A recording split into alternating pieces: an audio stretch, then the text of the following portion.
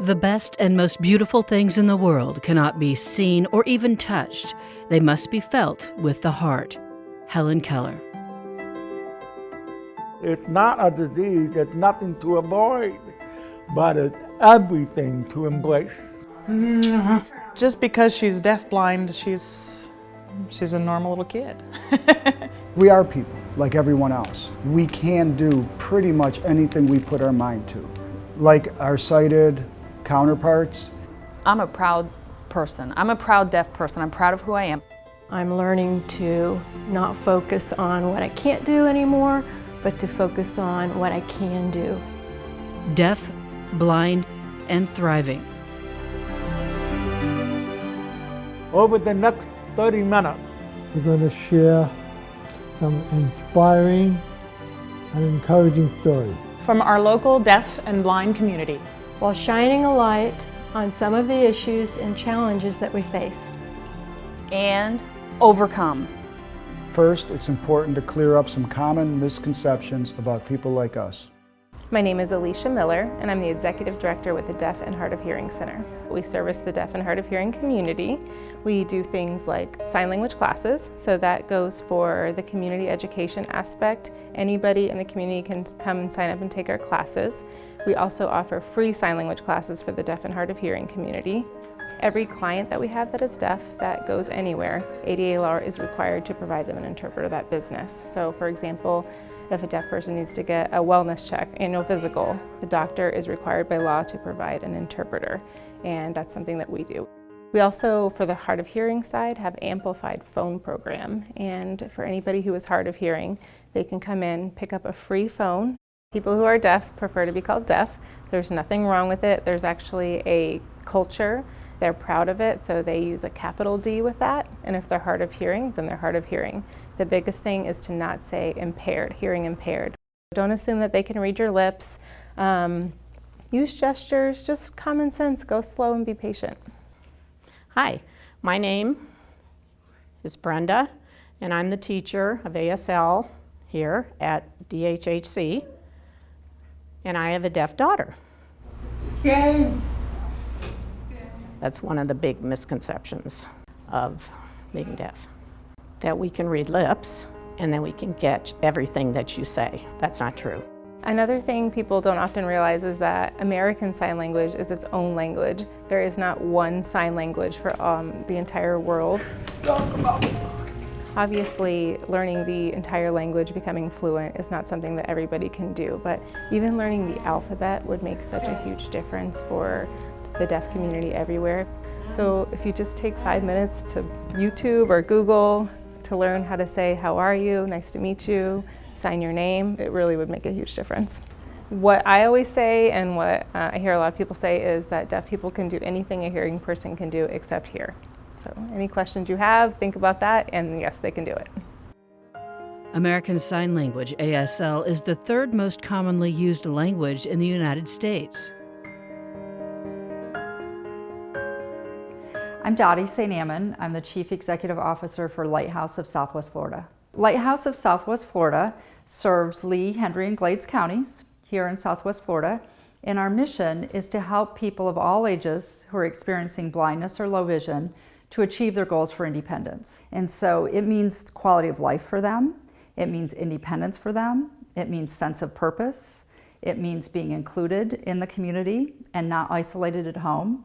And for many people, especially our older adults, that's really critical in their quality of life and in our community and the strength of our community.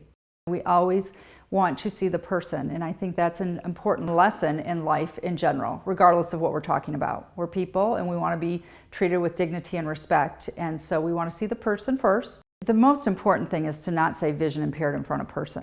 Another important misconception or myth that we want to be respectful of is that, you know, if you see a blind person or someone who has low vision and they are getting on the bus or they're going to cross a busy intersection, let's not assume that they need our help. They might appreciate our help, but let's ask. I'm Frank Mazza. I'm 84 years old. I'm totally blind due to a eye disease known as retinitis pigmentosa, which was diagnosed when I was 17 years old. My hearing developed later in life. I started having trouble with my ears.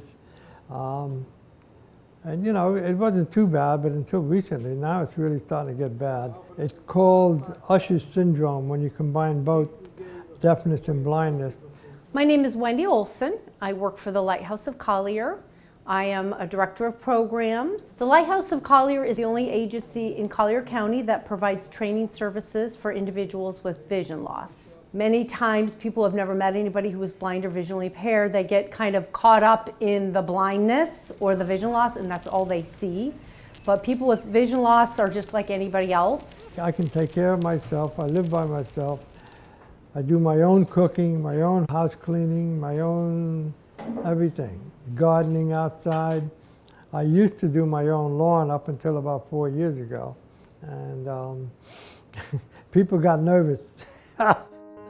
I hope that people see people with vision loss as individuals like anybody else.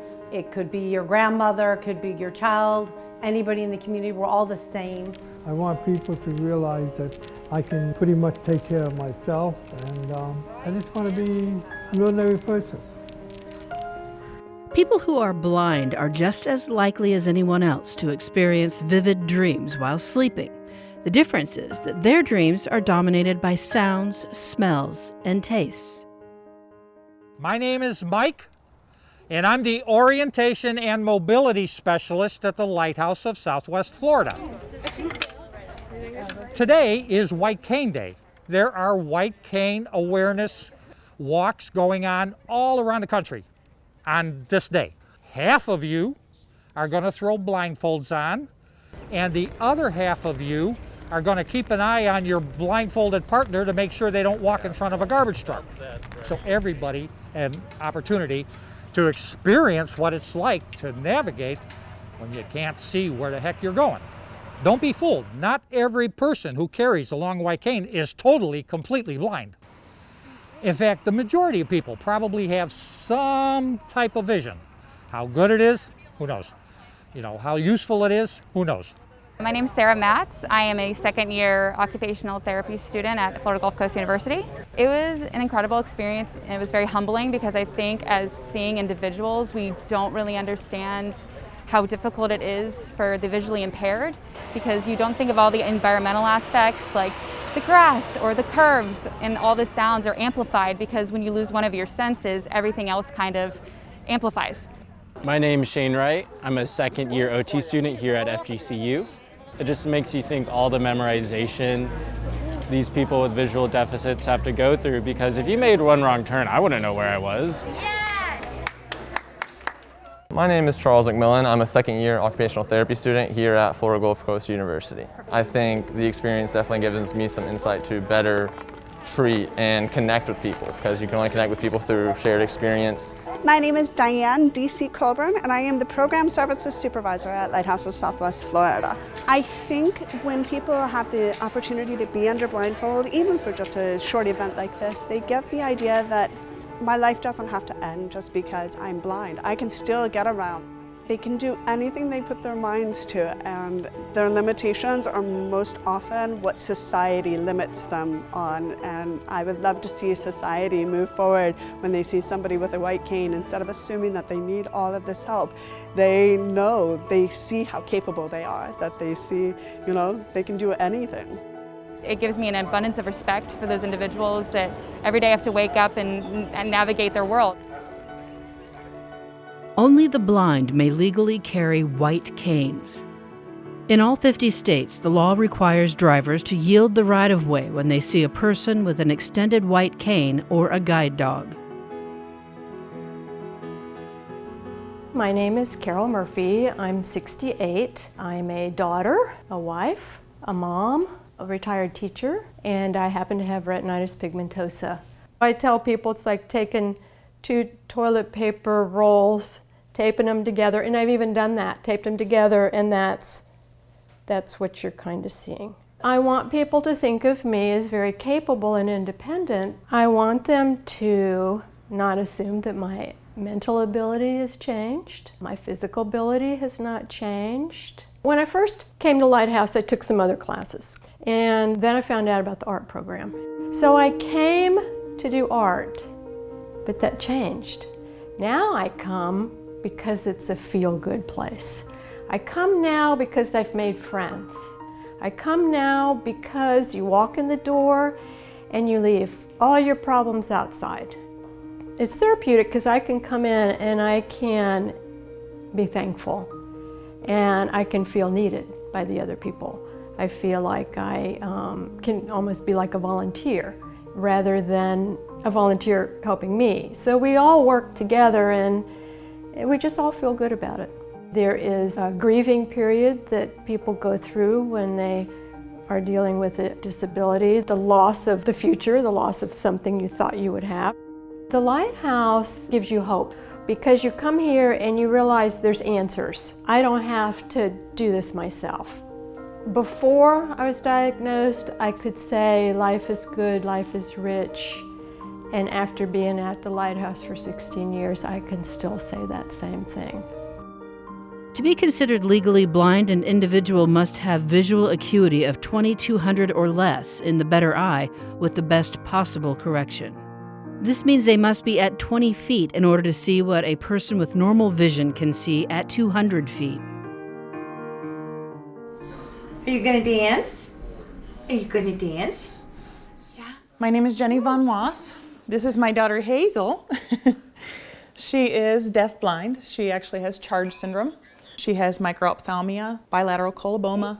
She has ANSD in her right ear and mixed hearing loss in her left. She still has her retina in her left eye. So she has light perception in that eye. I could hold her up to a mirror and she won't really see herself that much, but she'll look straight up at the lights.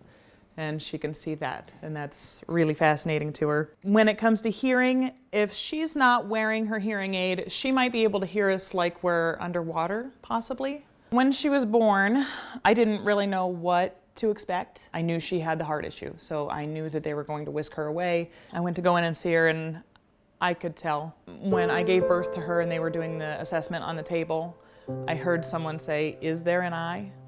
So I was like, okay. I already had it in my head, this is a little bit more severe than okay. When I was pregnant, it was very upsetting to find out that she was gonna have some situations, especially like with her heart. You know, I didn't know about her eyes or ears. So I wanted to put as much as I could on Facebook just so that, you know, maybe other moms would realize that it's not so bad. That you'll get through it, and she does so great. She's so awesome. If you get this leggy up, there you go. I think it's for any mom, it's just for their child to be happy. To be happy and content with life and feel that she's safe and that I have prepared her in every way that I possibly can so that she can be anything that she wants to be. She's a fighter, but she came into this world having, you know, this is how she came into this world. So this is not anything, she doesn't know any different, you know, this is her world. She's happy, she's good. So I just get to teach her how to maneuver through it. I want to show other parents that when you find out things are upsetting with your pregnancy, that something might be different, just hold on hope and things are going to be okay. I feel that she's, you know, she's very inspiring in such a chaotic world. Oh, what's that? It gives them perspective, I think. And I don't want her to really be the poster child, but basically I want people to understand that things aren't so bad. She's happy. She's amazing. More than 90% of deaf children are born to hearing parents.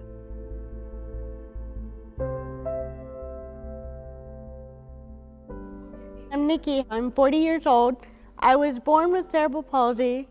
Recently, I was also diagnosed with pretty moderate to severe hearing loss, and also I was born with being legally blind due to cerebral palsy. The community at large still has a nervousness about asking what a person with hearing deficits or visual deficits, go through. They're like, is it okay to ask? Yes, it's okay to ask. The most important message is to understand that the person that's sitting in front of you will be as authentic with you as you will be with them. I'm Jennifer DeNike, a member of the Best Buddies Southwest Florida Advisory Board and a peer buddy for Nicole Karate. The Best Buddies program is not a mentorship program. One person is not above the other person. We both teach each other things every day. Jennifer DeNike has been a pretty amazing friend, but more than that, she has been, I didn't realize this, but she has been part of a supportive wing in my life that I had always been wanting to have, but didn't know I was missing. We met at a time where I was overwhelmed with life in general, and she has been the light of my life through all of this. She inspires me to be a better person every day, and I hope that I do the same for her. Most importantly, I think she's an advocate for people in the community. She is an inspiring woman, and not because of all that she does, because of her different abilities, because that's who she is.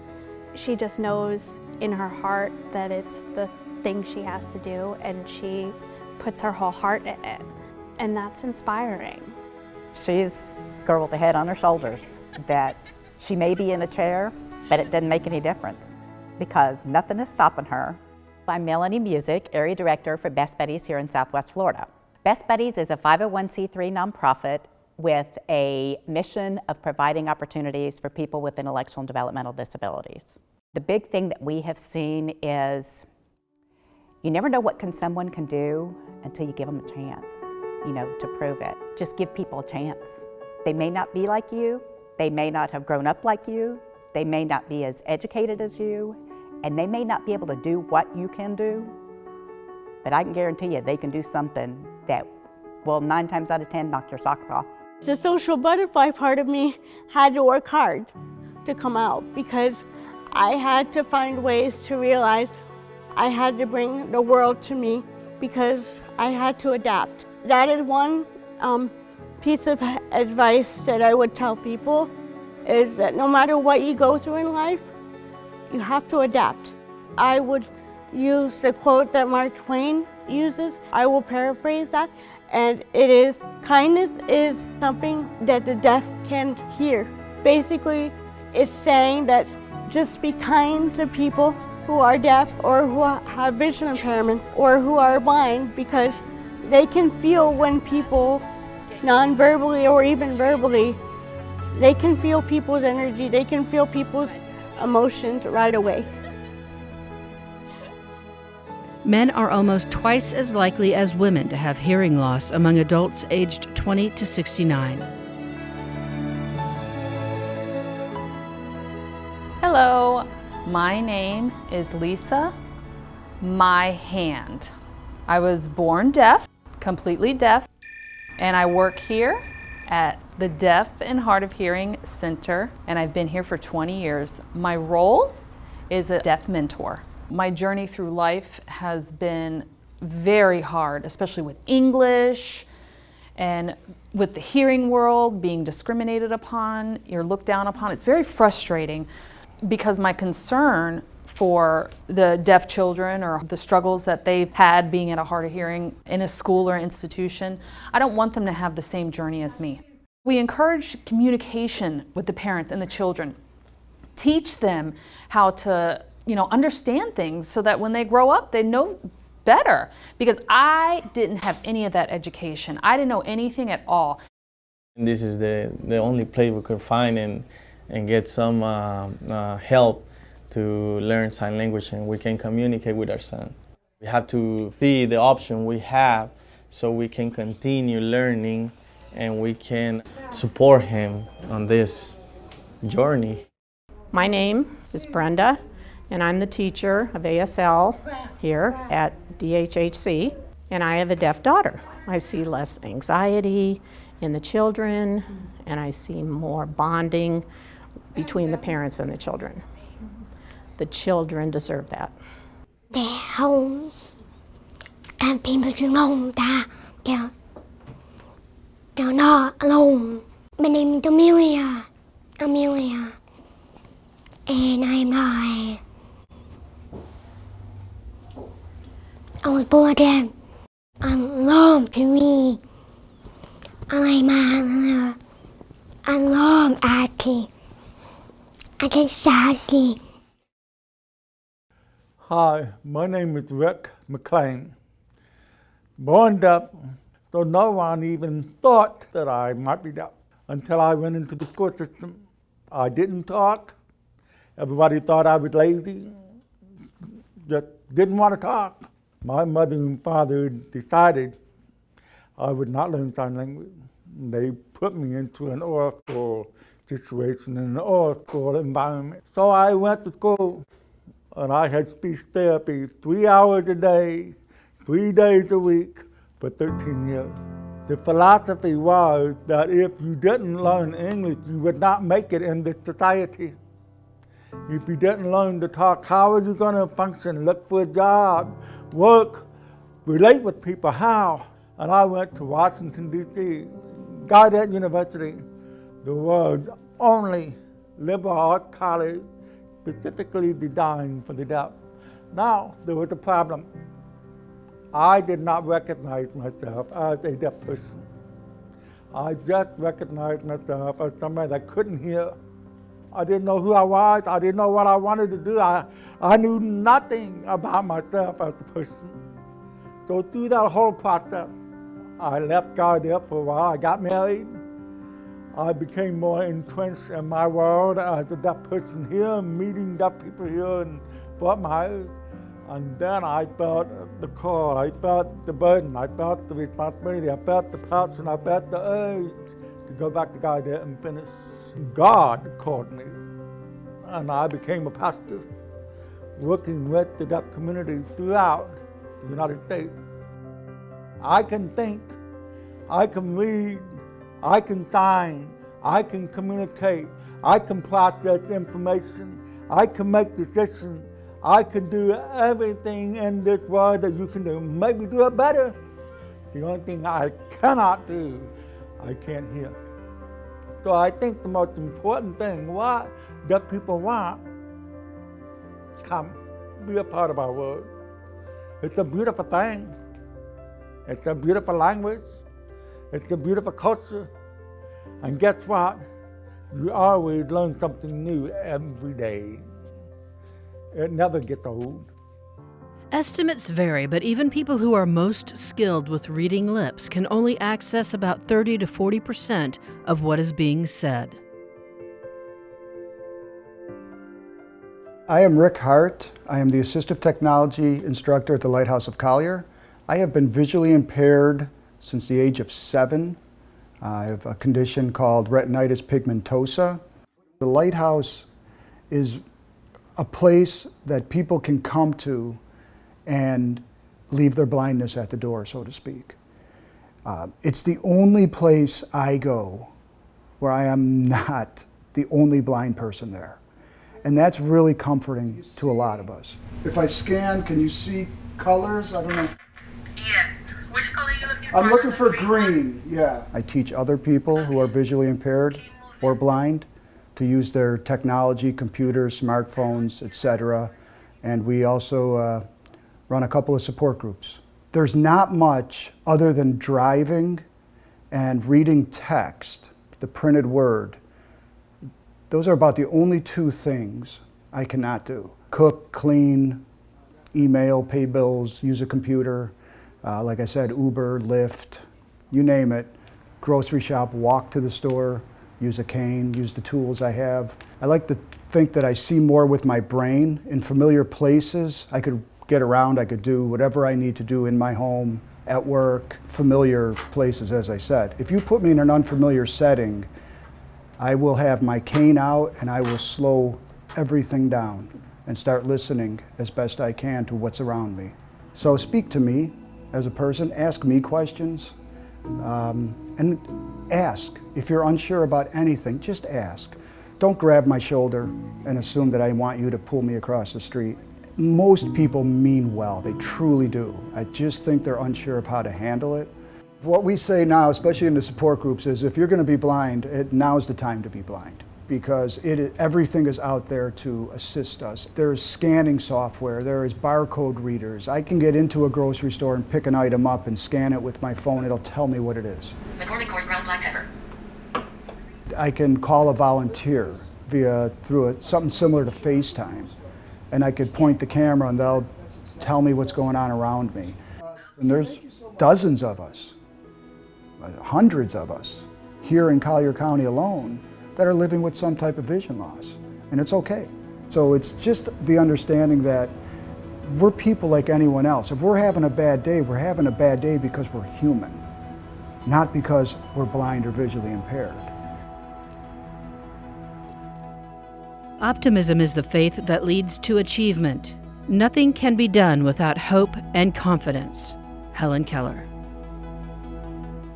Today, millions of people live with some level of hearing or vision loss. These are just our stories.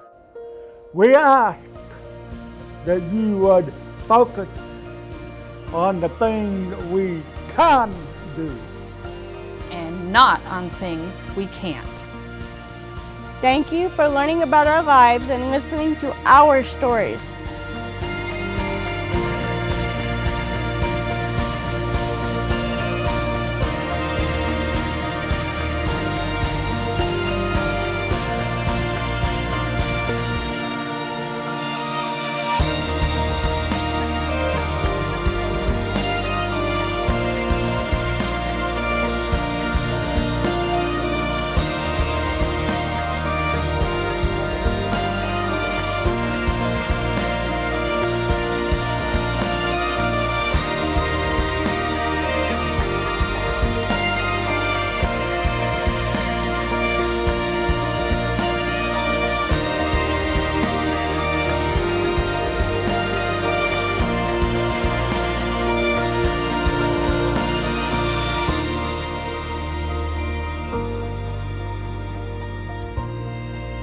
Support for this program is provided by the Corporation for Public Broadcasting and the Arthur Vining Davis Foundations,